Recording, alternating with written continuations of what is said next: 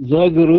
খুব সুন্দর বলছেন বাজান। তো আমি আর একটু এখানে যোগ করতে চাই যে মাওলানা রুমি বলছেন যে ঘাস কেউ সেজদা করে ভক্তি করে, হ্যাঁ, তাহলে সেও মুক্তি পাবে। এখানে একটা রহস্য, বিরাট রহস্য হলো যে সমগ্র সৃষ্টি জগৎ শুধু জিন এবং ইনসানের মন ব্যতীত, জিন এবং ইনসানকে স্বাধীন ইচ্ছা শক্তি দেওয়ার কারণে তারা মানে ইনাই, আর বাকি সব সৃষ্টি কি বলা হয়েছে মুসলমান।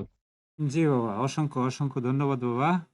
আসলে বিষয়টা হচ্ছে কি, এটাই আমরা মূলতই জন্মগতভাবেই বাবা আমরা তৌহিদ বিরোধী, যার কারণে আমাদের মধ্যে এত তাড়াতাড়ি তৌহিদ আসবে এটা কি করে সম্ভব? কারণ আমরা কোনো সৃষ্টিকে স্রষ্টা মানতে রাজি না। অর্থাৎ সমস্ত সৃষ্টির মধ্যেই তিনি আছেন, এটা আমি দেখতে পারি না। সেটা আমার মানে সেটা আমার দুর্ভাগ্য। কারণ আমি যেহেতু সেজদার এখনো পর্যন্ত এত বিশাল পৃথিবী, এই পৃথিবীর মধ্যে এখনো পর্যন্ত মাথা নত করার জায়গা পাইতেছি না। তার মানে আমার মতো দুর্ভাগা আর কে আছে? যারা তৌহিদে আছে, একটা কুত্তা যদি তৌহিদে থাকে তাহলে কুত্তারও আমার লেগে সেজদা আমার লেগে ঠিক আছে, আমি যদি মানি। কারণ বলা হয়েছে জিন এবং ইনসান ব্যতীত সমস্ত সৃষ্টি তৌহিদে বাস করে। এটা যদি আমরা বুঝি, যিনি তৌহিদবাদী অর্থাৎ যিনি তৌহিদে বিশ্বাস করেন, তিনি সমস্ত সৃষ্টিকেই শুধুমাত্র কি যাদের মধ্যে পথভ্রষ্ট, মানে যিনি তাকে পথভ্রষ্ট করতে চায় তার কাছে তিনি নত হইত না। মানে যিনি তৌহিদের দিকে যাত্রা শুরু করছে, শুধুমাত্র তারে যে ধোঁকা দিবার চা, তৌহিদ বিরোধী বানাইবার চা, তাকে সে সেজদা করবে না, আর বাকি সকলকেই সেজদা করবে। কারণ শয়তানি একমাত্র মুক্তিপথে বাধা। ইবলিস বলছিল কি কি বলছিল, আমরা কিন্তু ইবলিসেরই গুণগান গাইতেছি। এখন এই যে বর্তমানে যে প্ল্যাটফর্মে যে আলোচনাগুলি হইতেছে, আমরা ইবলিসেরই প্রশংসা করতেছি। কারণ তিনি যা করছিল, তিনি ঠিক করছিল, এটা আমরা এখন আলোচনার মধ্যে মাধ্যমে প্রমাণ করলাম। কারণ উনি ঠিক করছিল, আমরা কিন্তু ওইটাই করতেছি যে না, আদমকে আদমকে বা যাকে তাকে আদম মনে করুন যেত না। এই যে যে মনের মধ্যে একটা কনফিউশন তৈরি করে রেখে দিছি, এটাও তো আমি মানে এটাও তো আমার একসময় মস্তিষ্কের মধ্যে মজ্জগত হইব, যাহার থেকে আমি মানে যুগ যুগ সাধনা করে আমি বাড়িয়ে পারতাম না। এখন তো আমি স্বাভাবিকভাবে এটা পারতাছি, কিন্তু আমি যদি এটা মজ্জগত করে লাই মস্তিষ্কে, কাউকে হিংসা করা, আমি যদি আমার মধ্যে হিংসা যদি থাকে তাহলে তো আমি হিংসা করতে পারবো। আর যদি হিংসা আমার মধ্যে না রাখি তাহলে তার হিংসা করার সুযোগ নাই। তাহলে হিংসাটা কি? হিংসাটা মুক্তি হতে চরমভাবে বাধা। আর হিংসাটা কেডা করে? ইবলিসই হিংসা করছিল। ইবলিস হিংসা করছেন, তে আমি যদি ওই একই কর্ম করি তাহলে তো আমি ইবলিসেরই প্রতিনিধি। এই জন্য আমি তারই ধারাবাহিকতা আমি যে রাখতেছি এবং এটা প্রচার করেও যাইতেছি। জি, অসংখ্য ধন্যবাদ। সর্বচরণে ভক্তি। জি, জয় গুরু। জয় গুরু বাজান, অনেক ধন্যবাদ। ওই যে আদমের কলবের মাঝে সায়েল আহির বারামখানা কেন হলো না চিনা, তারে কেন হলো চিনা, আমরা আদমকে চিনা হয় নাই। চিনবি যদি আদমের বৈদিক বিষয় জায়গা ছেড়ে ধ্যানেতে যাইয়া করে তারে কল্পনা। এই আদমের ধ্যান করতে হইব,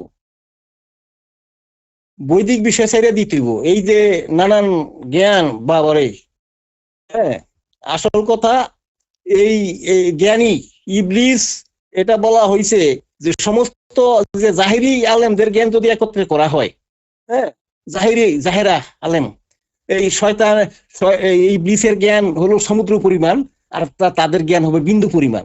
এই জ্ঞানের বড়াইয়ের কারণেই আবা ও আস্তাকবারা করছে, আবাও করছে, অমান্য করছে, আস্তাকবার করছে। এই তাকাব্বরিটা ছাইরা দিলে কারে শ্রদ্ধা করুন না করুন বুঝা যাইব। এই নিজের চিন্তা হইব আদমের কলবে, আরে নিজেকে নিজে, আমি নিজেকে করি কুরনিস, নজরুল ইসলাম বলছে নিজেকে নিজে শ্রদ্ধা করতে হইব। ওই যে ওইভাবে ই করিয়া ওই সেখানে ওই ই আছে, আল্লাহ আছে, আদম যদি আমি হয়ে যাই, আমি তো আদমকে সেজদা দিব। এই জন্য নজরুল ইসলাম বলছেন, আমি উনি সুফিবাদী, ওনার কথা আমরা বলি না, মুর্শিদ বলছেন না।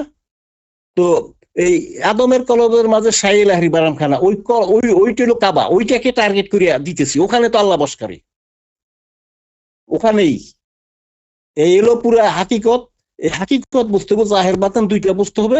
এই জন্য বহুত রকমের বিশ্লেষণ, কোরআন এই কথাগুলি বলছে, এখন আয়াত মনে আসছে না বলে এই একটা জালাল খার একটা আয়াত বললাম, এইগুলি ওখানে বলা আছে। ওই বহুত কথা বলছে, এখন এটা নিয়ে তর্ক বিতর্ক, আবার ওখানে সে বলছে যত করলা তত আল্লাহ, তাইলে তো বহু তর্ক হয়ে দিব গা।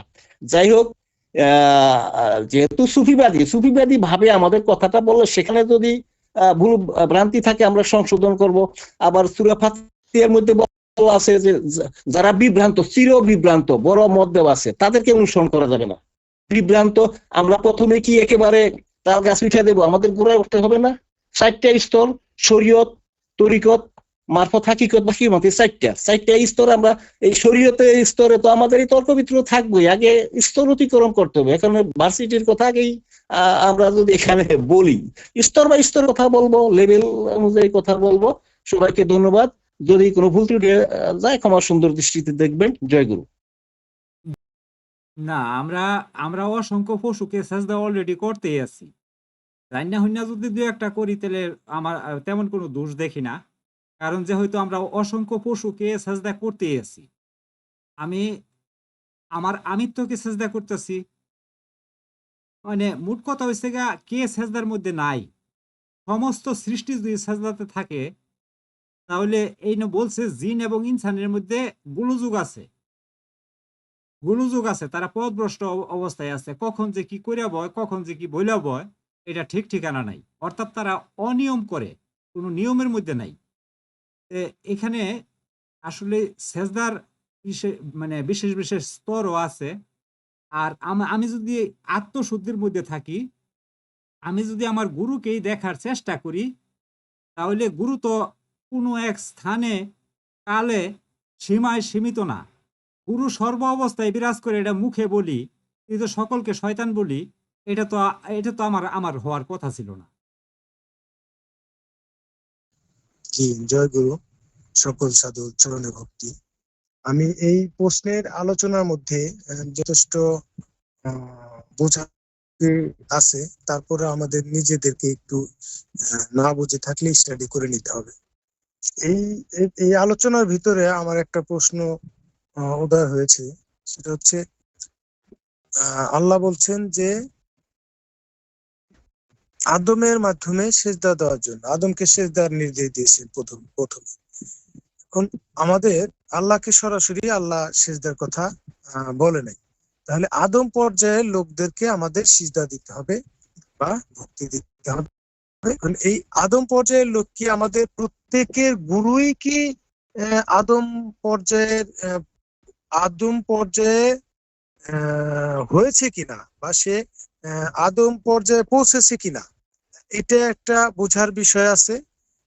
আর দ্বিতীয়ত হচ্ছে, গুরু তো এখানে যে নারী গুরু, পুরুষ গুরু, তারপরে আবার অনেক অনেক গুরু আছে যে শয়তানের অনুসরণ করে, মানে বিপথে চলে, উল্টাপাল্টা চালায়, কিন্তু আমরা আমজনতা অনেক সময় তো সেটা বুঝতে পারি না। এই ক্ষেত্রে এই সিজদার বিষয়টা, আমরা যদি একজনকে সিজদা দিলাম, সে আদম পর্যায়ের না, কিন্তু আমি বুঝতে পারি না সে আদম পর্যায়ে পর্যন্ত পৌঁছেছে কিনা, তাহলে ওই ক্ষেত্রে আমাদের কি করণীয়, যদি সংক্ষিপ্ত আকারে ব্যাখ্যা করা যায়। জি, জয় গুরু। জি জি, অসংখ্য ধন্যবাদ। আনন্দ সাহেব, আপনি থামে। এটা হচ্ছে যে আমি একটু বলতে চাইতেছি, 1 মিনিট বলবো।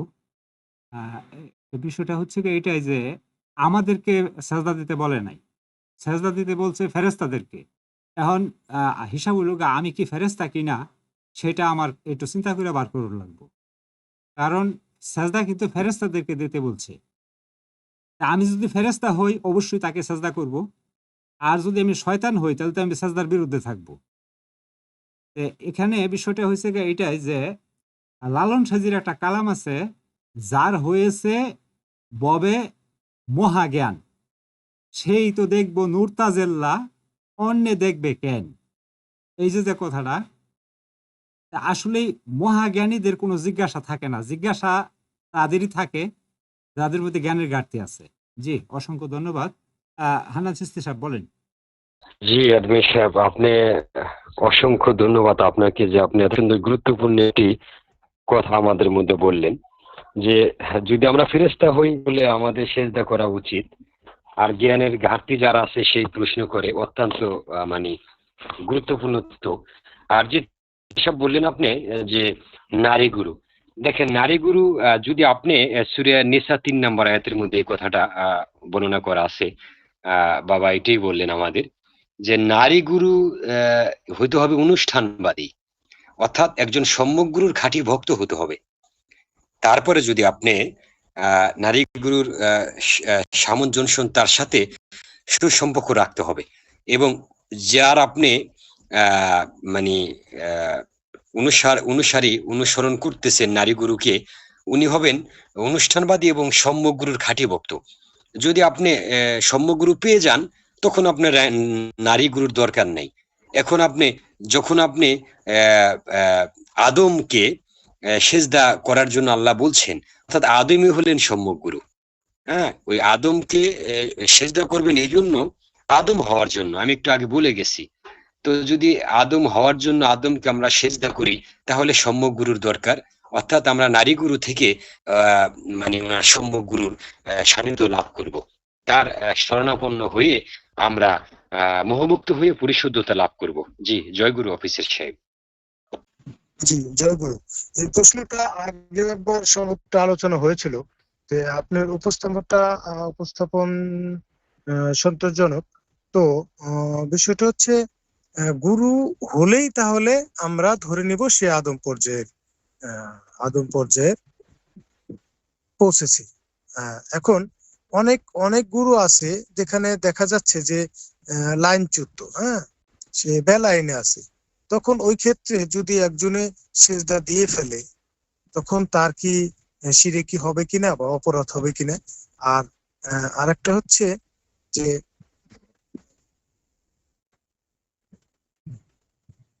সে বুঝতে পারলো না, সে না বুঝেই সিজদা দিল। হ্যাঁ, আরেকটা বিষয় হচ্ছে, আমি আমার গুরুকে, সম্মুখ গুরুকে যখন তখন যেখানে খুশি সেখানে কি আমি সিজদা দিতে পারবো? না, তার একটা পর্যায় আছে, বা তাকে সেই পর্যায়ে পড়বে, তখন সেটা দিতে হবে। এটা এই বিষয়টা একটু সংক্ষিপ্ত আকারে যদি। জি, জয়গুরু। জি, আপনি সুন্দর বলছেন। আমি আপনাকে বলছি, সেটা আপনি অল্পর মধ্যে আমি আপনাকে বলে দেব। আপনি নারী পর্যায়ের গুরুকে আদম না, সে সম্যক গুরু না। এখন যদি আপনি তাকে সেজদা বা ভক্তি দিয়ে থাকেন, এটা আপনার ভুল হবে কিনা? দেখেন, আপনি যখন বুঝতে পারছেন যে সে সম্যক গুরু নয়, আপনি তার কাছ থেকে কেটে পড়বেন। হ্যাঁ, কেটে পড়বেন না তা না, আপনি যদি সম্যক গুরু সান্নিধ্য লাভ করেন, সম্যক গুরুর সন্ধান পান, তাহলে আপনি কেটে পড়বেন। তা না হলে আপনি ওখানেই থাকবেন, ওখানেই সেজদা দিবেন। কিন্তু আপনি যখন বুঝতে পারছেন, তখন আপনি আর সেজদা করতে পারবেন না। আপনি তো না বুঝে দিচ্ছেন। আচ্ছা, এখন আপনাকে আবার বলছেন যে আমি গুরুকে যখন দেখবো, যেখানেই দেখবো, সেজদা দেওয়া যাবে কিনা? হ্যাঁ, অবশ্যই যাবে। আমি আপনাকে একটা প্রমাণ দিচ্ছি। সেটা হলো, আপনি তো অবশ্যই খোয়াজ খিদিরের নাম শুনছেন। তো খোয়াজ খিদির উনি তো একজন সম্যক গুরু, এবং উনার কোরআনের ভিতরে উনাকে আল্লাহ আব্দুহু, বান্দা বলে আখ্যায়িত করছেন। না, খোয়াজ খিজিরের নাম কিন্তু কোরআনে নাই। থাকলে আপনি আয়াত নাম্বারটা বলবেন। না এডমিন সাহেব, আমি না করছি, কোরআনে নাই। আছে আব্দুহু, আমার একটা বান্দা লেখা আছে, উনার নাম লেখা নেই। কাসাসুল আম্বিয়ার মধ্যে, ইতিহাসের মধ্যে উনার নাম উল্লেখ করেছেন, কিন্তু নাম আমি বলিনি যে নাম আছে, নাম নাই। আচ্ছা, তো উনি উনার ভক্ত ছিলেন, উনার ভক্ত ছিলেন আহ আহ উনার ভক্ত ছিলেন এই এই সাচিকান্দার বাদশার ছেলের নাম যেন গাজী, মনে হয়েছে গাজী। তো গাজী উনার যে গুরু, উনি হলেন, ইতিহাসে আমরা পাই, হিস্টোরিক্যালের ভিতরে গুরু তত্ত্বের মধ্যে, শিষ্য তত্ত্বের, ভক্ত তত্ত্বের অমৃত বাণীর মধ্যে আমরা পাই যে উনার ভক্ত ছিলেন উনি, অর্থাৎ গুরু ছিলেন খোয়াজ খিজির। তো উনি কালুর সাথে একদিনকে তর্কে বিতর্কে লিপ্ত হয়ে যে কোনো একটা কারণে উনি বললেন যে তুমি কিন্তু আজকে ভাই কাউকে সেজদা করতে পারবা না। হ্যাঁ, খবরদার আজকের দিনের মধ্যে যেন কাউকে তুমি সেজদা না করো। তা উনি একটা সফরে যাইতেছে, তো যাবার পরে হঠাৎ করে ওনার গুরু একটা বাজারে একটা গ্রামের সামনে ওনার গুরু দেখলেন। ওনার গুরুকে দেখা মাত্র উনি সাথে সাথে সেজদায় পড়ে গেলেন, অর্থাৎ সেজদা করলেন। তো কারণ গুরু কি, আপনি যখন খাঁটি সম্যক গুরু ভক্ত যিনি, গুরু যিনি, সম্যক গুরু যিনি, তাকে আপনি কোনো শর্ত লাগে না তাকে ভক্তি করার জন্য। আপনি যে কোনো অবস্থায় যে কোনো জায়গায় তাকে ভক্তি করতে পারবেন, তাতে গুনাহ হবে না। প্ল্যাটফর্মে আমি বললাম পাপের ভাইয়ের আমি নেব। জি, জয়গুরু অফিসে। জি, জয় গুরু। ধন্যবাদ সকল সদস্যদের প্রতি। হ্যাঁ, জয় গুরু, জয় গুরু। একটু বলতে চাই বাজানেরা, তো সেখানে সিজদার বিষয়টা যেটা, সেটা হলো নিরাকারে সিজদা হারাম আর আকারে সিজদা হলো শিরক। এখানে কিন্তু বলা আছে উসজুদু লি আদামা, কোরআন দর্শনে সুন্দর করে বলা আছে, বলতে তোমরা আদমের জন্য, আদমকে না, আদমের জন্য অর্থাৎ আদম হওয়ার জন্য আদমকে সিজদা করো। আর সিজদাটা সেটা একটা জাহিরিটা নেই আমরা বলতেছি, বাতেনি হলো পরিপূর্ণ আত্মসমর্পণ, মানসিক এবং শারীরিক আত্মসমর্পণটাই। যেমন বৃক্ষ, চন্দ্র, সূর্য সবই সিজদারত, তার মানে তারা পরিপূর্ণ এই সিস্টেম যে খোদাই যে উলুহিয়াত যে রাজত্ব, সেটার প্রতি তারা পরিপূর্ণ আত্মসমর্পণ করে আছে, তারা আল্লাহর ইচ্ছার প্রতি পরিপূর্ণ আত্মসমর্পণ করেছে। ওইটাই মূলত হাকিকত, সিজদার হাকিকত। তো ওই হাকিকতটা বুঝলে সিজদা ব্যাপারটা। আর আদমের ব্যাপারটা হলো যখন একজন যখন জান্নাতের প্রথম পর্যায়ে উত্তীর্ণ হয়, 7টা জাহান্নাম অতিক্রম করার পরে যখন জান্নাতের প্রথম স্তরে যখন উত্তীর্ণ হয়, তখন সেইটাই উনিই হচ্ছেন আদম। এখানে কোরআন দর্শনে বলা আছে আদম এবং ইবলিস একই গুরুর শিষ্য ছিল। তো তাদেরকে আদমকে খেলাফত দিল কখন? যখন আদমকে এই বস্তুর নাম শিক্ষা দিল। এই নাম শিক্ষাটা হলো সালাত, তাকে শিক্ষা দিল, সালাত শিক্ষা দিল। সালাত পূর্ণ সালাত হ্যাঁ, এটা আদমকে কেবলা করে সে বড়, কিন্তু ইবলিসকে ডাইরেক্ট বলে নাই, কিন্তু সে যেখানে বলা আসছে যে ওই ফেরেশতাদের উদ্দেশ্যে বললেন ইসকাল আলিল মালাইকাতি, কিন্তু এখানে তাহলে ইবলিস যে মুকাররম বা যাই বলেন, তো তাকে আল্লাহ রুশি করলো কেন সেজদা না দেওয়ার জন্য? তাকে বলা হয় যেহেতু ওখানে উপস্থিত ছিল সে, তখন তার উপরে এই হুকুমটা বর্তায় গেছে। এটা আমি চিন্তা করছি যে কেন ইংলিশকে তো বলে নাই, বারবার আমি এটা পড়ছি। আচ্ছা, ওখানে যদি ওইটা বলা আছে লিল মালাইকাতের উদ্দেশ্যে বলছেন, কিন্তু ওকে তো বলে নাই। কিন্তু ও শিষ্য ছিল, আল্লাহর শিষ্য, মহাগুরু আল্লাহর শিষ্য ছিল আদমও, কিন্তু ওকে অত খেলাফত দেওয়া হলো না। আর ও যেহেতু সেজদা করলো না আল্লাহ, তখন তাকে এই আবার আল্লাহ প্রশ্ন করলো যে তোকে কি মানা করলো? তখন সে যে অহংকার করলো, আবা ও আস্তাকবারা ওয়া কানামিনাল কাফেরিন, সে কাফের হয়ে গেল। অর্থাৎ আদম পর্যায়ে যে উন্নীত হলো, তাকে কেবলা করে দিতে হবে সেজদা, আর না দিলে সে কাফের, সোজা কথা। এটা কুফরি পর্যায়ে চলে যাবে। এই জন্য আদম পর্যায়ে যিনি উন্নীত গুরু, আদম পর্যায়ে উন্নীত হয়ে গেলে একজন উন্নীত খেলাফত পেয়ে যায়, এবং ওই তাকেই খেলাফত দেওয়া হয়। এটাই পুরো হাকিকত।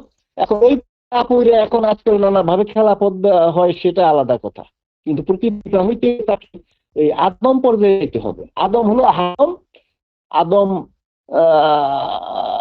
ওটা বলছে যে যদি সে ইরা হইতো, আদমকে সেজদা দেওয়া সেরেক হইতো, যদি আদম আর আল্লাহর মধ্যে ওইটার কোনো নাই, এই সাকারে আসছে। আদমকে আল্লাহ নিজের আকৃতিতে নিজের আকারে সৃষ্টি করতে, এবং ওই যে দম ঠুকে দিল, আদম হচ্ছে আহাদের দম, এবং এই আদম কেবলা এই সেজদাটা বলা হয়েছে। আর সেজদা অঙ্গ ভঙ্গি করেও সেজদা একটা বাহ্যিক, আর একটা হলো পরিপূর্ণ আত্মসমর্পণ। পরিপূর্ণ আত্মসমর্পণ করা, এইটি প্রকৃত হাকিকতে সেজদা। ধন্যবাদ, জয় গুরু। জি জি, অসংখ্য ধন্যবাদ। সকলে ভালো আছেন আশা করি। আমার একটা কথা ছিল, সেটা হচ্ছে কাবা কাউসাইন। কাবা কাউসাইন কাহাকে বলে সে প্রশ্নটা আমি লিখে দিয়েছিলাম অবশ্য। যদি দয়া করে আসলে কাবা কাহাকে বলে আর কাউসান শব্দের অর্থ কি, যদি এই দুইটা ব্যাপারে যদি একটু আলোচনা করতেন তাহলে খুব ভালো হতো। জয় গুরু। জয় গুরু। কাপ কাসান শব্দটা কোরআন আছে, এটা হলো দুই ধনুক, দুই ধনুকের ব্যবধান। কাউসাইন এটা দ্বিবচন, আর কাপ কাউসাইন দুই ধনুকের ব্যবধান মা আদনা মানে আরো নিকটে। অর্থাৎ দুই ধনুক বলতে দুইটা ধনুক যদি পাশাপাশি এইভাবে রাখেন, এটা যদি আরো নিকটে আনা হয়, দুই ধনুক মিলে একটা বৃত্ত হয়। একটা ধনুক অর্ধবৃত্ত আর একটা ধনুক অর্ধবৃত্ত, এই অর্ধবৃত্ত অর্ধবৃত্ত মিলে হলো পূর্ণবৃত্ত। তো এক একাকার যখন যেটা মেরাজে গেলেন মাওলা মুহাম্মদ আলাইহিস সালাম, তখন তারা একই বৃত্তের মধ্যে তারা একাকার হয়ে গেলেন গা। এইটি কাব কাউসাইন নিকটবর্তী হয়ে গেলেন, এবং এইটা এইটা চিরন্তন। এটা এটা গুরু শিষ্য ভক্ত, গুরু বা মুর্শিদ এবং তার যে মুরিদ, তারাও যখন এই মেরাজে যাইব, তোর আত্মদর্শনে যাইব, তখন তারা দেখবো একই বৃত্তে তারা ঘূর্ণায়মান, আর দুই নাই, পূর্ণবৃত্ত। তো বিন্দু থেকে বৃত্ত, ওই যে নোক্তা বা যাই আলোচনা হইতেছিল, এখান থেকে আপনি বুঝে নিতে পারবেন এই তারা একই বৃত্তে যখন আইসা পড়ল। এখন বৃত্ত এই ধনুক তো ব্যবধান না, দূরত্ব মাপার জন্য ব্যবহার করা হয় না, কিন্তু এটা বোঝানোর জন্য এটা একটা মেসাল দিয়া বোঝানো হয়েছে যে তাদের মধ্যে দূরত্বটা কি ছিল, আসলে দূরত্বই ছিল না যখন দুইটা বৃত্ত একত্র মিলে। তারপরে যদি কোনো দূরত্ব থাকে সেটা নাই, সেটা বোঝানো মা আদনা মানে আরো নিকটে, তার মানে আর কোনো ব্যবধান রইল না। যখন মেরাজে গেলেন উনি নিজেই মেরাজি, আবার উনি মেরাজকারী, আবার উনি মেরাজদাতা। সোজা কথা, যেভাবে ই করেন এই আকারে আর নিরাকারে তখন একাকার হয়ে গেল। এই নিরাকার আল্লাহ আর আকার আল্লাহ এই ওই ওই বৃত্তে হয়ে গেল, ওইটাই মোকামে মাহমুদা, ওই স্তরে তিনি চলে গেলেন মাঝে। তো সবাইকে ধন্যবাদ। জয় গুরু। জি জি, যদি বুঝতে হয় ক্ষমা করে দাও। খুব সুন্দর বলছেন বাবা, এটা সার্বজনীন শাশ্বত। জি জি, অসংখ্য ধন্যবাদ বাবা খুরশেদ আলম চিশতিকে। জয় গুরু বাজান, আমি আরেকটা উদাহরণ দিতে চাই। এই যে সেজদা যখন আমরা দেই, এই সেজদার হালটা ওই হাল, এই জন্য সেজদা কিন্তু আমরা এই যে দুইটা ধনুক, ওই যে দুইটা ধনুকের মতো করে আমরা কিন্তু সেখানে সিজদাটা দেই। যাই হোক, এটা গুপ্ত ভেদ। তারপরে আমি যতটুকু বলার বললাম। সিজদা তখন এই যে আমরা এইভাবে করি না, দেখেন তো দুইটা ধনুকের মতো করে। সবাইকে ধন্যবাদ। জয়। জি জি, অসংখ্য ধন্যবাদ। জি, আসলে এই বিষয়টা একেবারেই পরিষ্কার যে হয়তো এখানে বলা হয়েছে এক সমুদ্র দেহ, আরেক সমুদ্র মন। দেহ মনের মাঝখানেই তিনি থাকেন, আকাশ এবং জমিনের মাঝখানে। জি, জয় গুরু। জয় গুরু। বেদবি মাফ করবেন, নিরাকারে আকার এই ব্যাপারে আমি বুঝতে পারলাম না, একটু বুঝিয়ে বললে ভালো হতো। জয় গুরু। জি জি, অসংখ্য ধন্যবাদ। আমি একটু সামান্য বলি। সৃষ্টি বলতেই আকার, আর সৃষ্টির সাথে স্রষ্টা বিজড়িত। সৃষ্টি এবং স্রষ্টাকে আলাদা করার কোনো সুযোগ আছে বলে আমার জানা নাই। যদি কারো জানা থাকে তাহলে একটু দয়া করে বলবেন। এখানে যারা উপস্থিত আছেন প্রত্যেকেই সৃষ্টি এবং স্রষ্টা উভয়ই। এই বিষয়টা কিন্তু প্রত্যেকেই বুঝেও জানেও, কিন্তু আমরা এটা মেনে নিতে পারি না। এটা হলো মেইন সমস্যা আর কি। আসলে সৃষ্টি এবং স্রষ্টা আলাদা অস্তিত্ব না। আমরা একটা পূর্ণ বৃত্তের মধ্যে আছি, কিন্তু সেটা অপ্রকাশিত, সেটা আমরা জানি না, বুঝি না, যার কারণে আমরা নিজেরাই সমস্যা তৈরি করি এবং ওই সমস্যায় আমরা নিজেরাই জ্বলে পড়ে মরি। জি, সর্বচরণে ভক্তি রাখবেন। জয় গুরু। ধন্যবাদ বাজান। তো এখানে মানুষ, আমরা দেখেন নিজের দিকেই তাকান, আমরা এবং আকার এবং নিরাকারের সমন্বয়। এক সময় কিছুই ছিলাম না আমরা, আমাদের অস্তিত্ব ছিল না, কোনো আকার ছিল না। এরপরে আমরাই কিন্তু আরেকটা জিনিস বাজান বললেন যে সৃষ্টি এবং স্রষ্টা এবং সৃষ্টি কিন্তু আলাদা না, কিন্তু দ্বৈত দৃষ্টির কারণে এই দ্বৈত মাত্রাই পাপ। যখন আমরা তৌহিদে চলে যাব, তৌহিদ সাগর কঠিন পারি, সেই তৌহিদ সাগরে লীন হয়ে যাইব, একাকার হয়ে যাইব গা, ওই যে পূর্ণবৃত্তের মধ্যে চলে দেব। যখন বিন্দু সিন্ধুতে মিলে যাব, তখন আর কোনো দ্বৈততা থাকবে না, তখন সেখানে এই একাকার হয়ে যাব। এখন আমার মধ্যে আমি এই যে কথা বলতেছি সে নিরাকার, এই যে কথা বলতেছি, আর এই যে আমার বডি, এগুলি এই আকার আছে, এক একটা এক এক রকম আকার আছে। এই মানুষই জাহের এবং বাতেন, আকার এবং সাকারের সমন্বয়। এই জন্য একটা আছে যে ওই একটা গানের মধ্যে বলছে যে আমি আকার সাকার, ওই যে লালনের একটাই আছে, সর্বসাধন সিদ্ধ হয় তার মানুষ গুরু নিষ্ঠাদার ভাবে, মানুষ গুরু নিষ্ঠাদার। তো নিরাকারে জ্যোতির বসে, আবার আকার সাকার আকার হইল সে যে দিব্য জ্ঞানী হয়, অর্থাৎ নিজের চিনে জানা যাবে। এটা আসল কথা। যত তত্ত্ব কথা যত আলোচনা করো, তত্ত্ব কথায় মত্ত হইয়া কিন্তু আসল জিনিস পাওয়া যাবে না। শুধু ততটুকু তথ্যই জানা দরকার যে যেটা জানলে আমরা আমাদের মঞ্জিল মকসুদে পৌঁছতে পারবো। কুতর্ক করিয়া কোনো লাভ নাই। সিরাজ সাহেবকে বলে লালনকে, কুতর্কের দোকান খুলিস না আর, মানব গুরুতে যার নিষ্ঠা হবে, আসল নিষ্ঠাটা অর্জন করতে হবে। নিষ্ঠা অর্জন হইয়া গেলে গা আর সালাতি জাকাতি হইলে যেই কর্মগুলি আছে, হজ জাকাত উমরা, এগুলি যদি হাকিকতে করতে পারে, আধ্যাত্মবাদে যেভাবে বলা আছে, সুফিবাদে সেভাবে করলে সে নিজের মধ্য থেকেই প্রশ্ন আসবে, নিজের মধ্য থেকেই উত্তর আসবে। বাইরে কিন্তু সত্য খুঁজে পাওয়া যাবে না, নিজের ভিতরেই সত্য আছে। এই জন্য প্রথম কথাটাই বলছে কোরআন, বুঝতে হলে সত্য সন্ধানই মন থাকতে হবে। সত্যের সন্ধান করতে হবে, আমরা সত্য পাবো। তো সবাইকে ধন্যবাদ। জয় গুরু। জি বাবা, অসংখ্য অসংখ্য ধন্যবাদ আপনাকে বিষয়টা সাইদির কালাম থেকে এবং তাফসীর থেকে সুন্দরভাবে বিষয়টা উপস্থাপন করার জন্য। অনুরোধ করব ফিরোজ সরকার সাহেব, দয়া করে আপনি যদি রিপ্লাই দেন তাহলে দেন, আবার আরো যদি কোনো প্রশ্ন থাকে তো তাও করতে পারেন। জি। জয় গুরু। আমি বলছিলাম এই জন্য যে এখানে আমি ঢোকার আগে নিরাকার বা আকার কথাটা শুনি নাই। আবার এখানেও বাজান বললো আকারের বিষয়বস্তু, আকার নিরাকার। আমি যতটুকু জানি যে নিরাকারে কোনোদিন সেজদা হয় না। এক্ষেত্রে আমি কথাটা বলছিলাম যে আসলে নিরাকার বা আকার গুরু আমি বাজান, হ্যাঁ আমি এটা জবাব দিয়ে গেছি যে যদি নিরাকারে জবাব দেয়, সেজদা করে, নিরাকারের সেজদা হারাম, আর আকারের সেজদা করলে সেটা শিরক হবে। এখন তাহলে সিজদা কি? ওই যে আদমকে লি আদামা, এইটা বলে নাই উসজুদু আদামা মানে আদমকে ডাইরেক্ট সেজদা, ওইটা বলে নাই। উসজুদু লি আদামা, আদমের জন্য, আদমকে উদ্দেশ্য করে সেজদা করো, আদম হওয়ার জন্য। আল্লাহর উদ্দেশ্যেই আল্লাহর খলিফা তৈরি করা এই পৃথিবীতে উদ্দেশ্য। এটা বলছে ইন্নি জাইলুন ফিলারদে খালিফা, এই ফিলারদে খালিফা করার জন্য এটা করছেন। তার মানে এখন কাবা করে, এই যে কাবাতি সারিফাতি, এটা হলো জাহেরি, আর বাতিনি কাবা হলো যার যার গুরু। এই জন্য আমি এই যে কথাগুলি আমি বলি মুর্শিদ কেবলা, ওই যে মুর্শিদ কেবলা বলি এই জন্য যে উনি আমাদের কেবলা, ওই কেবলাকে উদ্দেশ্য করে আমরা সেজদা দিই, কেবলাকে উদ্দেশ্য করে। এই কেবলাকে না, কেবলাকে কি সেজদা দেই? কেবলাকে উদ্দেশ্য করে।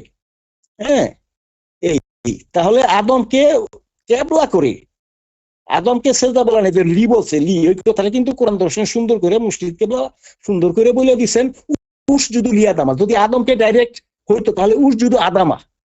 তো আমি অনেকের সাথে এই বিষয়টা যখন কোরআন দর্শনের বিষয়ে তুলে ধরছি, অনেকেই তখন অবাক হয়ে গেছে, আরে এই কথা তো এই কেউ বলে নাই কোনোদিন। আমি আমার মুর্শিদ কেবলা বলছেন কোরআন দর্শনে এই লি কথাটা এখানে বুঝতে হবে, বিবেচনা করতে। উসজুদু লি আদামা, আদমের জন্য।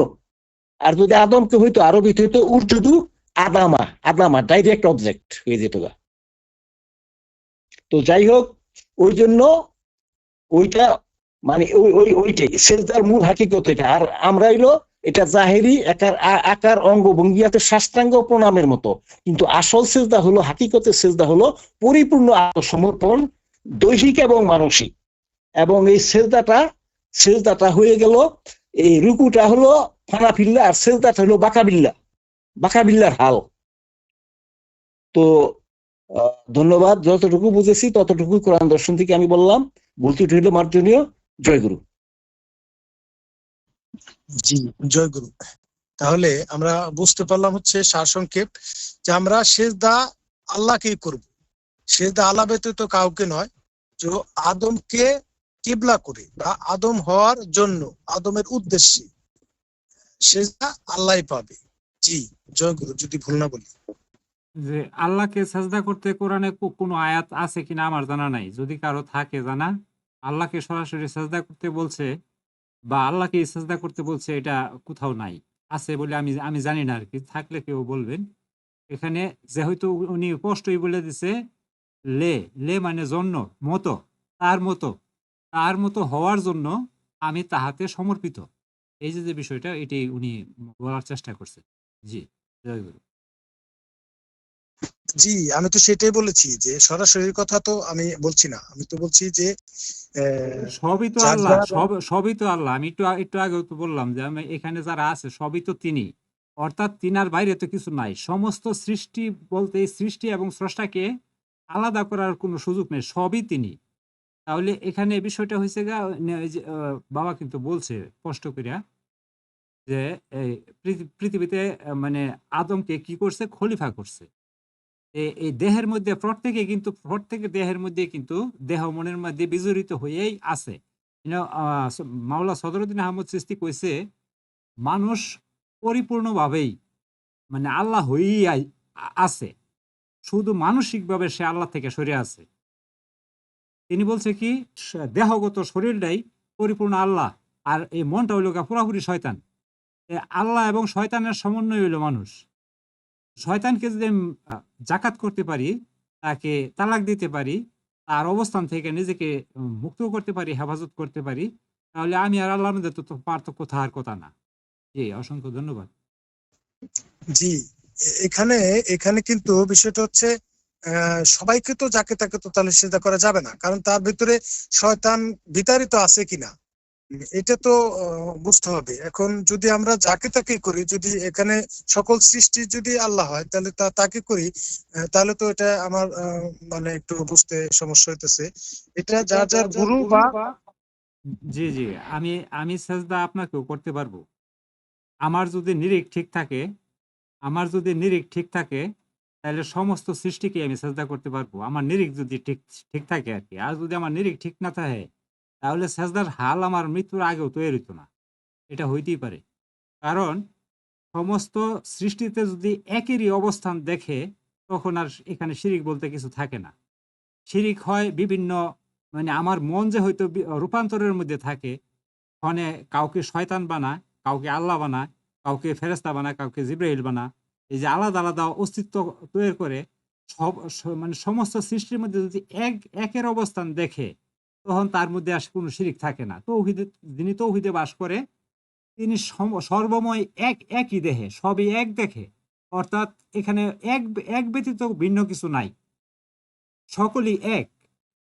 কারণ এটাই যে নারী গরুরা তো ফেরেস্তা, আর আমি যদি জিন হয়ে থাকি, তাহলে জিন হইলে ফেরেস্তাকে সাজদা করা অবশ্যই রাইট আছে।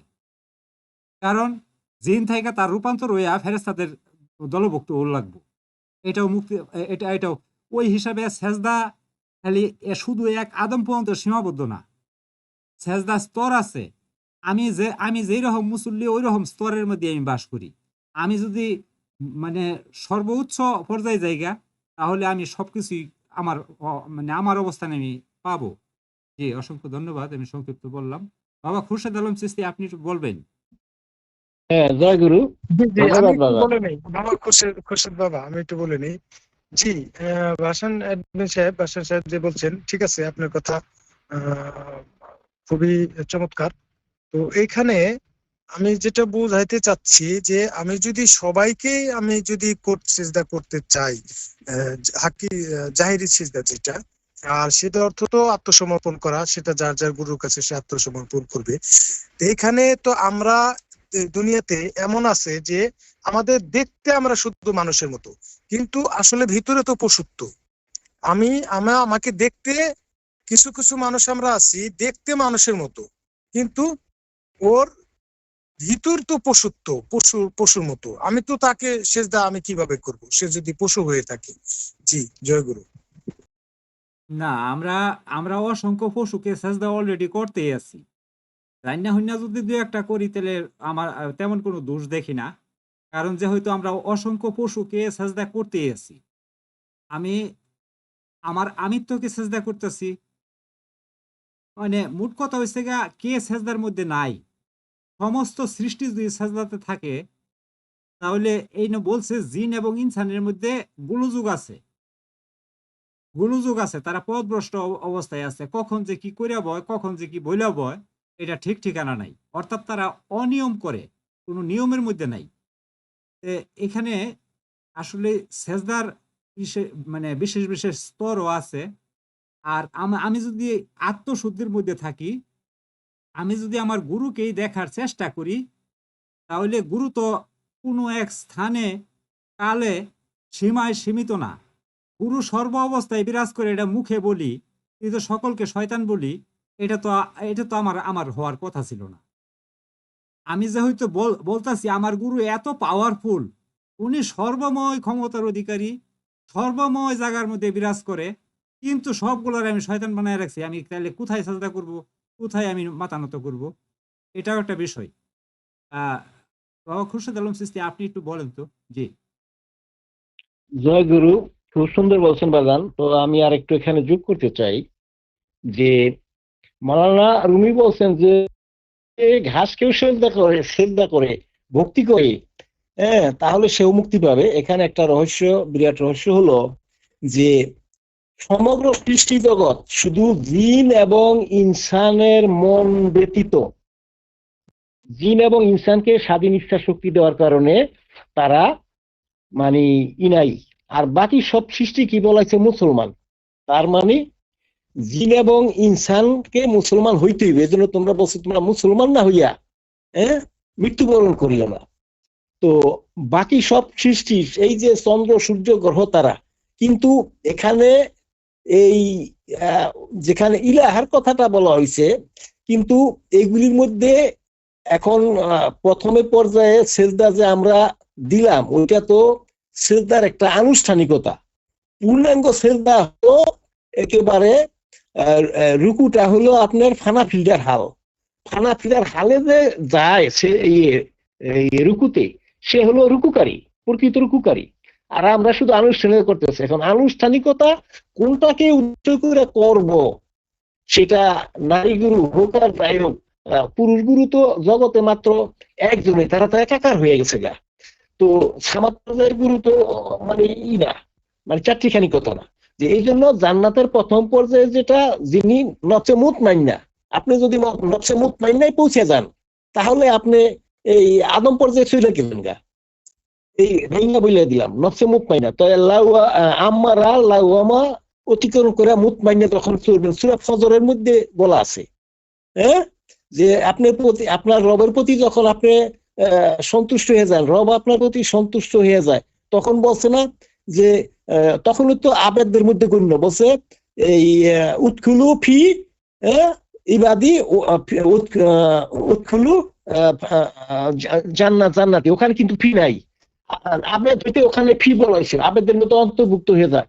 আর জান্নাতটাও বুঝতে হবে, জান্নাতটাও বুঝতে হবে। এই যে কোরআন দর্শনের জন্য যে মুর্শিদ কেবলা যে 200-র মতো শব্দ সংজ্ঞা দিচ্ছেন, ওই শব্দ সংজ্ঞাগুলি জানলে এই প্রশ্নগুলিও করতেন ভালো মতো হইতো, উত্তরগুলো ভালো মতো হইতো। কারণ আমরা ওই যে সংস্কারের মধ্যে আবদ্ধ হওয়ার কারণে সেজদা যদি না বুঝি, সঠিকভাবে যদি কোরআন দর্শনারকে না বুঝি, তাহলে কোরআন দর্শনই বুঝবো না। তো যাই হোক, এখন এই জিন এবং মানুষের মন ব্যতীত সবই কিন্তু এই জগতে বাস করে, তো ওই জগতে বাস করে। কিন্তু আমাদের ইচ্ছা শক্তি দেওয়ার কারণে, স্বাধীন ইচ্ছা শক্তি দেওয়ার কারণে আমরা ওইভাবে গাছপালা এগুলির মতো পরিপূর্ণভাবে আত্মসমর্পিত হইতে পারি নাই। গাছ ওকে যেইভাবে দিছে, ও ফল ফলবে, ওখানে ও ইচ্ছা শক্তি কোনো ব্যক্ত করার কোনো সুযোগ নাই। চন্দ্র সূর্য ওর একটা সিস্টেমের মধ্যে দিয়ে দিছে। কিন্তু আমি যদি ওইভাবে নিজেকে ওই আমিত্ব বর্জিত অবস্থায় চলে যেতে পারি, সে তার মূল উদ্দেশ্যই হলো যে আমিত্বকে বর্জন করা। আমিত্বকে পরিপূর্ণভাবে বর্জন করলে সে মুমিন হয়ে গেল গা। এবং উনি তখন সেজদার অধিকারী, মানে কাবা হয়ে গেল সোজা কথা। এখন কাবাকে উদ্দেশ্য করে সেজদা দেওয়া হইতেছে, অর্থাৎ উনি এই কাবা তৈরি করতে হবে। রাব্বা হাজাল বাইত, এই বাইতের এই গৃহ, আর এই গৃহের মধ্যে আছে ওই যে বাজান বলছেন, ভাসান বাজান, যে এখানে অনেক মূর্তি আছে। এই মূর্তিগুলি, যেমন কাবার মূর্তিগুলি 360টা মূর্তি যখন এই মনের থেকে দূরীভূত হয়ে যাইব গা, ওই মনটা তখন দিল কাবা হয়ে যাইব গা, এই দিল কোরআন হয়ে যাইব গা, বা কাবা বলতে পারেন, কেবলা বলতে পারেন। কাবা অর্থ সুন্দর বস্তু, কেবলা হইলো সামনে থাকবে ওই মুর্শিদ কেবলা। তখন তাকে আমরা তাকে দেই, আর তাকে উদ্দেশ্য করে দেই বা কি করি, মানে তখন পরিপূর্ণ সেজদা তো আনুষ্ঠানিকতা না, সেজদা হলো পরিপূর্ণ আত্মসমর্পণ। তার প্রতি পুরোপূর্ণ আত্মসমর্পিত হয়ে গেলে ওই ফানাফির শায়েখ হয়ে গেলে গা, ফানাফির রাসূল হবে। তারা তো 3 জন একই, পার্থক্য নাই। পার্থক্য আছে তাহলে কি, তা তো একই কথা হয়ে গেল। ওই যে তা তো একই, তাহলে ফানাফি শায়েখ হলো, তারপরে ফানাফিল্লা হয়ে গেল গা, ফানাফির রাসূল বলেন, যাই হোক, তারপরে এই বাকাবিল্লা হয়ে গেল। তো এই একই বরাবর, একই বিন্দু বরাবর হয়ে গেল গা। কেবলা কাবা সবই তো এক বরাবর হয়ে গেল গা। এই কথাই তো মূল। এই 3কে এক করতে হবে। খেলছে খেলা মিলিয়া 3 জনা রাব্বানা, না যাই না করিয়াছি কত গুনাহ। ধন্যবাদ। জয় গুরু। মোর্শেদ আলম সাহেব, এই যে আপনি বললেন সেজদা কি সব জায়গায় দেওয়া যায়? আর আপনার যখন তো একিন না আসবে, একিন তো 4 প্রকারের। একবার মুখস্থ একিন আনবেন, দেখে আনবেন, জানি না শূন্য দেখে বুঝা হাক্কুল একিন কইরা তারপরে সেজদা দিবেন। আপনি যাই সেজদা দিয়ে দিবেন, যে কোনো লোকের সেজদা দিলে হবে? আমি একজনকে পীর ধরছি, ওনাকে আমি আগে জানছি, শুনছি, বুঝছি, ওনার সনদ আছে কিনা, ওনার গুরুকে, তার গুরুকে জানি না, সেই আমি মনোভূত হয়েছে, তারপর আমি ওনার কাছে আত্মসমর্পণ করে তারপর আমি সেজদা দিছি। সেজদা যাতা জায়গায় দেওয়া যায় না, দেওয়ার জিনিস না। জয় গুরু। বাজান, আমি ওই কথা বলি নাই, আমি ওই কথাই বলছি যে আদম পর্যায়ে যিনি উন্নীত হইলো, আদম হয়ে গেল এই খলিফাকে, এই আমার মুর্শিদ কেবলা একজন খলিফাতুল্লাহ, আদম পর্যায়ে উন্নীত হইলেই খেলাফত দেওয়া লাগে। এখন আদম পর্যায়ের ব্যক্তি সর্বযুগই বিদ্যমান, কোরআন দর্শনের কথা বলছে। এখন আমি বলি নাই যে যাকে তাকে সেজদা দিয়ে দেন। জি বাবা, অসংখ্য ধন্যবাদ বাবা। এখানে আসলে বিষয়টা তার মধ্যে যদি ভক্তির কথা বলতে, সে যদি ভক্তি দেয়, এইটাই মানে, তাও ওই যে শয়তানের সেজদার চেয়ে উন্নত হবে আর কি। সেজদা তারা তো তৌহিদ জগতে বাস করে, সেই হিসাবে তারা কিন্তু তৌহিদ জগতে বাস করে। এই দিন এবং ইনসান ছাড়া, দিন এবং ইনসানের মনটা হলো স্বাধীন ইচ্ছা শক্তি দেওয়ার কারণে তারা এই স্বাধীন ইচ্ছা শক্তিকে পরিপূর্ণভাবে বিসর্জন দিয়া গাছপালার মতো ওইরকম আত্মসমর্পিত হইতে পারে না। এই জন্য অনেকেই বলছে যে আমি যদি মানুষ নিয়ে গাছ হইতাম ইত্যাদি, এগুলো অত হাইয়ার ফিলোসফির কথা আমি কথা বলি নেই, যাকে তাকে সিজদা। তাহলে তো এত কথা প্রয়োজন হইতো না, বলতাম যে সবার সিজদা শুরু করেন। ধন্যবাদ। জয় গুরু। জি বাবা, অসংখ্য ধন্যবাদ বাবা। আসলে বিষয়টা হচ্ছে কি, এটাই আমরা মূলতই জন্মগতভাবেই বাবা আমরা তৌহিদ বিরোধী, যার কারণে আমাদের মধ্যে এত তাড়াতাড়ি তৌহিদ আসবে এটা কি করে সম্ভব? কারণ আমরা কোনো সৃষ্টিকে স্রষ্টা মানতে রাজি না, অর্থাৎ সমস্ত সৃষ্টির মধ্যেই তিনি আছেন, এটা আমি দেখতে পারি না, সেটা আমার দুর্ভাগ্য। কারণ আমি যেহেতু সেজদার এখনো পর্যন্ত এত বিশাল পৃথিবী, এই পৃথিবীর মধ্যে এখনো পর্যন্ত মাথা নত করার জায়গা পাইতেছি না, তার মানে আমার মতো দুর্ভাগ্য আর কে আছে? যারা তৌহিদে আছে, একটা কুত্তা যদি তৌহিদে থাকে তাহলে কুত্তারেও আমার লেগে সেজদা আমার লেগে ঠিক আছে, আমি যদি মানি। কারণ বলা হয়েছে জিন এবং ইনসান ব্যতীত সমস্ত সৃষ্টি তৌহিদে বাস করে। এটা যদি আমরা বুঝি, যিনি তৌহিদবাদী অর্থাৎ যিনি তৌহিদে বিশ্বাস করেন, তিনি সমস্ত সৃষ্টিকেই শুধুমাত্র কি যাদের মধ্যে পথভ্রষ্ট, মানে যিনি তাকে পথভ্রষ্ট করতে চায় তার কাছে তিনি নত হইত না। মানে যিনি তৌহিদের দিকে যাত্রা শুরু করছে, শুধুমাত্র তারে যে ধোঁকা দিবার চা, তৌহিদ বিরোধী বানাইবার চা, তাকে সে সেজদা করবে না। আর বাকি সকলকেই সেজদা করবে, কারণ শয়তানি একমাত্র মুক্তিপথে বাধা। ইবলিস বলছিল কি কি বলছিল, আমরা কিন্তু ইবলিসেরই গুণগান গাইতেছি। এখন এই যে বর্তমানে যে প্ল্যাটফর্মে যে আলোচনাগুলি হইতেছে, আমরা ইবলিসেরই প্রশংসা করতেছি, কারণ তিনি যা করছিল, তিনি ঠিক করছিল, এটা আমরা এখন আলোচনার মধ্যে মাধ্যমে প্রমাণ করলাম। কারণ উনি ঠিক করছিল, আমরা কিন্তু ওইটাই করতেছি যে না, আদমকে আদমকে বা যাকে তাকে আদম মনে করুন যেত না। এই যে যে মনের মধ্যে একটা কনফিউশন তৈরি করে রেখে দিছি, এটাও তো আমি মানে এটাও তো আমার একসময় মস্তিষ্কের মধ্যে মজ্জাগত হইব, যাহার থেকে আমি মানে যুগ যুগ সাধনা করে আমি বাড়িয়ে পারতাম না। এখন তো আমি স্বাভাবিকভাবে এটা পারতাছি, কিন্তু আমি যদি এটা মজ্জাগত করে লাই মস্তিষ্কে, কাউকে হিংসা করা, আমি যদি আমার মধ্যে হিংসা যদি থাকে তাহলে তো আমি হিংসা করতে পারবো। আর যদি হিংসা আমার মধ্যে না রাখি, তাহলে তার হিংসা করার সুযোগ নাই। তাহলে হিংসাটা কি? হিংসাটা মুক্তি হতে চরমভাবে বাধা। আর হিংসাটা কেডা করে? ইবলিসই হিংসা করছিল। ইবলিস হিংসা করছেন, আমি যদি ওই একই কর্ম করি তাহলে তো আমি ইবলিসেরই প্রতিনিধি। এই জন্য আমি তারই ধারাবাহিকতা আমি যে রাখতেছি এবং এটা প্রচার করেও যাইতেছি। জি, অসংখ্য ধন্যবাদ। সর্বচরণে ভক্তি। জি, জয় গুরু। জয় গুরু বাজান, অনেক ধন্যবাদ। ওই যে আদমের কলবের মাঝে সায়েল আহির বারামখানা কেন হলো না চিনা, তারে কেন হলো চিনা, আমরা আদম কি চিনা হয় নাই। চিনবি যদি আদমের বৈদিক বিষয় জায়গা ছেড়ে ধ্যানেতে যাইয়া করে তারে কল্পনা, এই আদমের ধ্যান করতেইব, বৈদিক বিষয় ছেড়ে দিতেইব। এই যে নানান জ্ঞান বাবারে, হ্যাঁ, আসল কথা এই জ্ঞানী ইবলিস, এটা বলা হয়েছে যে সমস্ত যে জাহিরি আলেমদের জ্ঞান যদি একত্রে করা হয়, হ্যাঁ, জাহেরা আলেম, এই শয়তান এই ইবলিসের জ্ঞান হলো সমুদ্র পরিমাণ, আর তাদের জ্ঞান হবে বিন্দু পরিমাণ। এই জ্ঞানের বড়াইয়ের কারণেই ও আস্তাকবারা করছে, কষ্ট অমান্য করছে, আস্তাকবার করছে। এই তাকাব্বরিটা ছাইরা দিলে কারে শ্রদ্ধা করুন না করুন বুঝা যাইব। এই নিজের চিন্তা হইব, আদমের কলবে, আরে নিজেকে আমি নিজেকে করি কুরনিস, নজরুল ইসলাম বলছে নিজেকে নিজে শ্রদ্ধা করতে হইব। ওই যে ওইভাবে ই করিয়া ওই সেখানে ওই আছে, আল্লাহ আছে, আদম যদি আমি হয়ে যাই, আমি তো আদমকে সেজদা দিব। এই জন্য নজরুল ইসলাম বলছেন, উনি সুফিবাদী, ওনার কথা আমরা বলি না, মুশরিক বলছেন না। তো এই আদমের কলবের মাঝে সাইল আহরি বারামখানা, ওইটা হলো কাবা, ওইটাকে টার্গেট করিয়া দিতেছি। ওখানে তো আল্লাহ বস করে, ওখানেই এই এলো পুরা হাকিকত। এই হাকিকত বুঝতে হবে, জাহের বাতান দুইটা বুঝতে হবে। এই জন্য বহুত রকমের বিশ্লেষণ, কোরআন এই কথাগুলি বলছে। এখন আয়াত মনে আসছে না বইলা এই একটা জালাল খার একটা আয়াত বললাম, এইগুলি ওখানে বলা আছে। ওই বহুত কথা বলছে, এখন এটা নিয়ে তর্ক বিতর্ক, আবার ওখানে সে বলছে যত করলা তত আল্লাহ, তাইলে তো বহু তর্ক হয়ে দিব গা। যাই হোক, যেহেতু সুফিবাদী ভাবে আমাদের কথাটা বললে, সেখানে যদি ভুল ভ্রান্তি থাকে আমরা সংশোধন করব। আবার সূরা ফাতিহার মধ্যে বলা আছে যে যারা বিভ্রান্ত, চির বিভ্রান্ত, বড় মতদেব আছে, তাদেরকে অনুসরণ করা যাবে না। বিভ্রান্ত আমরা প্রথমে কি একেবারে তাল গাছ উঠে দেবো? আমাদের গোড়ায় উঠতে হবে না?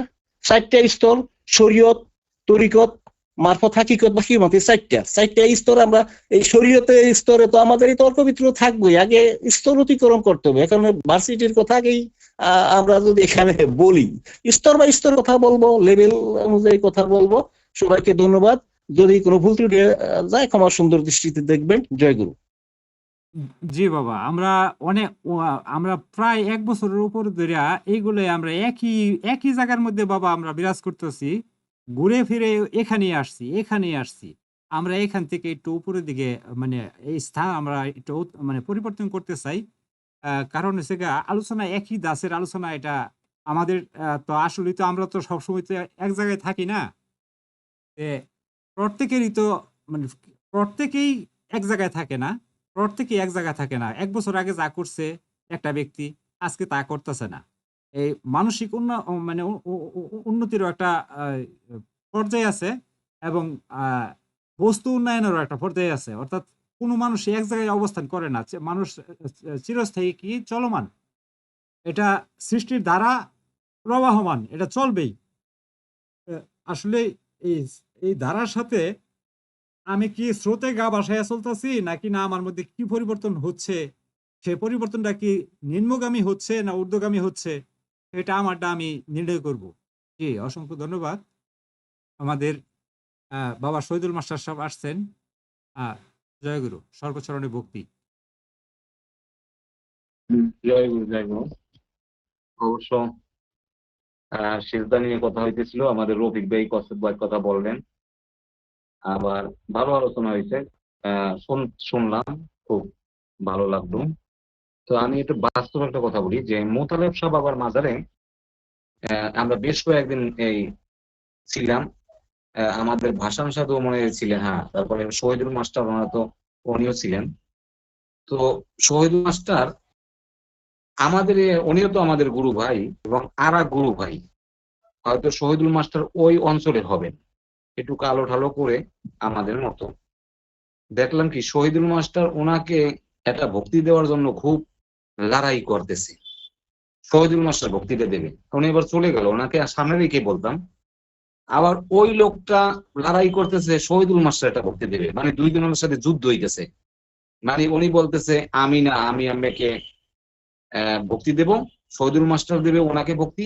আবার উনি জোরাজুরি করতেছে না, আমি আমাকে ভক্তি দিব আগে। মানে একটা যুদ্ধ, এরকম দুই তিনজন ওনারা প্রায় এইরকম দেখলাম এই যুদ্ধটা, কে কারে ভক্তি দেবে এটার জন্য মানে একটা যুদ্ধ চলতেছে। এখন এটা হলো মনের মনের মানসিক অবস্থা। এই যে শহীদুল মাস্টার আসছে বাজান, মোতালেব শাহ মাজার, আমার কথাটা আবার বলি, ওনাকে সামনে রেখে বলি। শহীদুল মাস্টারে দেখলাম কি ওনারে এক আমাদের এক গুরু ভাই শহীদুল মনি, এই শহীদুল মাস্টার ভক্তি দেবে এবং সে তাকে ভক্তি দেবে, মানে কে কাকে আগে দেবে, এটা যুদ্ধের মতো চলতেছে। তা এখন কথা হইলো কি, গুরু ভাই কেন তাহলে সিজদা দেবে? গুরু ভাই তো দেওয়ার প্রশ্ন আসে না এখানে। ওইরকম একটা হাল চলে আসলে তখন দেওয়া যায়, যখন মনে করে যে না, এই ওনার মধ্যে তো আমার সেই মমিন আল্লাহ বসবাস করে, বা ওই পরম সত্তায় আছে, তখন ওইরকম হাল হয়ে গেলে দেওয়া যায়। ওইরকম হাল না হইলে দিলে পাপ আছে, রফিক ভাই যেটা বলছেন। ওইরকম হাল যদি না হয়, মানে ওইরকম মনের অবস্থা যদি ওরকম না হয়, তাহলে দিলে ঠিকই পাপ হইবে। আর যদি মনের অবস্থা ওইরকম হয়, তাহলে আমি রফিক সাধুরে দেব, রফিক সাধু আমাকে দিল না দিল তার ব্যাপার, আমি হারিফ সাধুরে দেব। আমি মনে করবো তার মধ্যে তিনি আছেন, এখন তার মধ্যে শয়তান আছে না আছে এটা তার ব্যাপার। আমি আমার মুর্শিদকে, মুর্শিদ মানে আল্লাহ, যিনি মুর্শিদ তিনি রাসূল, খোদাও তিনি হন, এই কথা লালন কয় না, কোরআনে কয়। যদি এই কথা সত্য হয়, তাহলে ওই হানিফ সাধুর মধ্যে ওনাকে আল্লাহ জ্ঞানে তাকে আমি ভক্তি দেব, সেজদা দেব। এখন ওনার মধ্যে যদি শয়তান ভরপুর থাকে সেটা তার ব্যাপার, সে ভরপুর থাকলে সেটা বাবা, ওটা তো আমি দেখবো না, আমি দেখবো তার মধ্যে তিনি আছেন, সেই মোতাবেক আমি দেব। এখন রফিক সাধু সেই পর্যায়ে না গেলে তিনি দিলেন না, এটা যার যার মনের অবস্থা। জয়গুরু, আমি ওই রফিক সাধু বললেন যে যাকে তাকে দেওয়া যায় না, যাকে তাকে দেওয়া যায় না, ওইটা যার তার ব্যাপার, তার তার। আমি দেব মনের হালের ব্যবস্থা, মনের পর্যায়ে ওরকম চলে গেলে অবশ্যই দেওয়া যায় বলে আমি মনে করি। এখন ইয়া ইয়া বাজান উনি দেবেন না, ওনার মনের ব্যাপার। উনি যদি মুর্শিদ থাকে আমাদের ইয়া ইয়া বাজান, উনি যদি ওনার মুর্শিদকে মনে করে আমার মুর্শিদকে আর ওনার মুর্শিদের জায়গায় ফালাইয়া যদি আমার মুর্শিদকে ইয়া ইয়া বাজান যদি সে ভক্তি করে, তাহলে এ অপরাধের কিছু আমি দেখি না, বরঞ্চ কল্যাণেই নিহত হয়। হ্যাঁ, এটা আমার কাছে মনে হয় এবং আমি এভাবে করি। আমার মুর্শিদকে মনে করে যে আমার মুর্শিদই তার মধ্যে বিরাজিত, এইভাবে আমি ভক্তি শ্রদ্ধা করি। এটা আমার মানে এটা আমার কাছে ঠিকই আছে, এবং আর একজনের কাছে ঠিক নাও থাকতে পারে। জয় গুরু, এটা আমার মনে হইলো, তাই ভুলভ্রান্তি মার্জনীয়। জয় গুরু। জি জি, অসংখ্য অসংখ্য ধন্যবাদ আপনাকে, খুব সুন্দর বলছেন। জয় গুরু। লালন সাইজি বলছে, আপন মনে যাহার গরল মাখা থাকে। কোথায় গরল? আপন মনে। আপন মনে যাহার গরল মাখা থাকে, যেখানে যায় সুদার আসে, সেথায় গরল দেখে। আমার মনের মধ্যে গরলতা রাইখা আমি যেখানেই যাব কিছু কল্যাণের জন্য, সেখানে গিয়ে আমি কি দেখব? অকল্যাণ দেখব। কারণ কল্যাণ আমার নসিবের মধ্যে, আমার মস্তিষ্কে নাই। তাই আমি কি দেখতেছি? অন্যকে আমি ওই আমার মতো করে চিন্তা করতেছি। জি, সর্বচরণে ভক্তি। জয় গুরু, জয় গুরু।